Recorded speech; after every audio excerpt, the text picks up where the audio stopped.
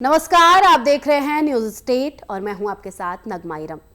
दुनिया इस वक्त तीसरे विश्व युद्ध की दहलीज पर खड़ी है। ईरान और इजराइल के बीच जो चिंगारी सुलगी थी, अब उसने पूरे मिडिल ईस्ट को अपने चपेट में ले लिया है। और इस महायुद्ध में अब एक ऐसे खिलाड़ी की एंट्री हुई है जिसने अमेरिका और इजराइल की नींद उड़ा दी है। हम बात कर रहे हैं यमन के हूती विद्रोहियों की। जी हां, हूतियों ने सीधे इजराइल पर बैलिस्टिक मिसाइलों की बौछार कर दी है। ईरान और अमेरिका इजराइल के बीच युद्ध शुरू होने के बाद से यह अपनी तरह का पहला और सबसे बड़ा हमला है।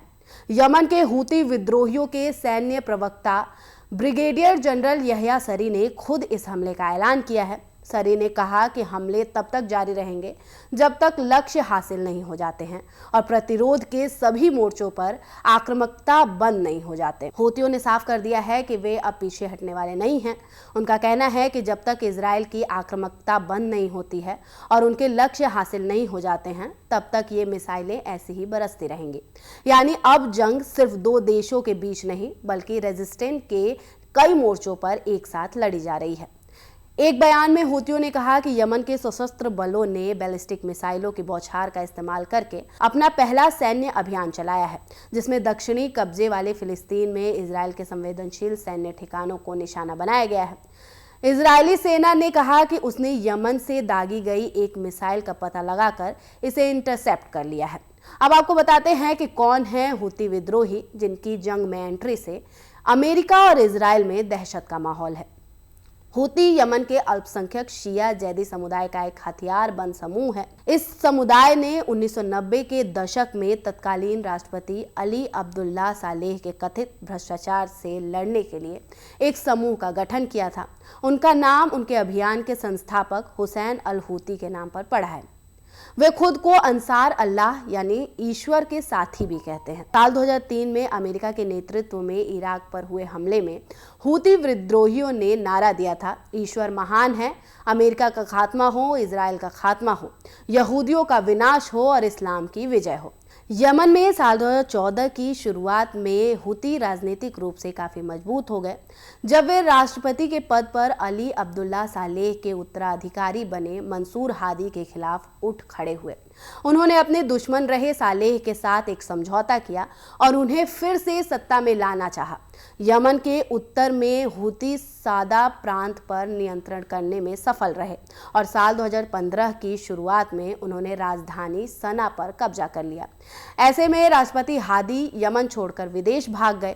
यमन के पड़ोसी देश सऊदी अरब ने सैन्य दखल दिया और हूती विद्रोहियों को हटाकर फिर से हादी को सत्ता में लाने की कोशिश की। उसे यूएई और बहरीन का भी साथ मिला हुआ था। हूती विद्रोहियों ने इन हमलों का सामना किया और यमन में बड़े हिस्से पर नियंत्रण बनाए रखा।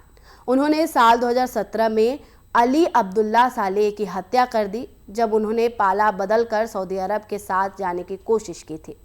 फिलहाल हूतियों की इस एंट्री ने सिर्फ जंग के मैदान को नहीं, बल्कि दुनिया भर की अर्थव्यवस्था की नस दबा दी है। दरअसल यमन के पास बाब अल मंदेह नाम का एक संकरा सा समुद्री रास्ता है। यह रास्ता लाल सागर को पूरी दुनिया को व्यापार से जोड़ता है। साल 2024 से ही हूतियों का यमन की राजधानी सना पर कब्जा है। अब तक वे ईरान, अमेरिका और इजराइल के सीधे टकराव से खुद को बचा रहे थे, लेकिन अब उन्होंने खुलकर पाला चुन लिया है। आपको याद होगा, इजराइल हमास युद्ध के दौरान भी हूतियों ने इसी रास्ते से गुजरने वाले मालवाहक जहाजों पर ड्रोन और मिसाइलों से हमले किए थे। नतीजा ये हुआ कि लाल सागर में कमर्शियल जहाजों का आना जाना लगभग ठप हो गया था। अब जब उन्होंने सीधे इजराइल पर बैलिस्टिक मिसाइलें दागी हैं, तो खतरा और बढ़ गया है। यह खतरा लाल सागर की जलमार्ग पर बढ़ गया है। ऐसा हम इसलिए कह रहे हैं क्योंकि लाल सागर से गुजरने वाला रास्ता स्वेज नहर से होते हुए हिंद महासागर को भूमध्य सागर से होते हुए यूरोप से जोड़ता है। अगर इस जलमार्ग पर हूती हमला करते हैं तो इसका असर भारत पर भी बुरी तरह पड़ सकता है। ईरान के हमलों के चलते हॉर्मुज स्ट्रेट का अंतर्राष्ट्रीय रास्ता पहले ही बंद है। ऐसे में सऊदी अरब का यानबू पोर्ट ही तेल के निर्यात के लिए एकमात्र जरिया बन गया है। यहाँ से निकलने वाला तेल लाल सागर से बाब अल मंदेह के जरिए ही बाहर निकलता है। हूतियों के हमले से यहाँ भी जहाजों की आवाजाही रुक सकती है। फिलहाल इस वीडियो में मेरे साथ इतना ही। बाकी देश और दुनिया की तमाम खबरों से अपडेट रहने के लिए न्यूज़ स्टेट को सब्सक्राइब कर लें और वीडियो पसंद आ रही हो तो वीडियो को लाइक कर दें।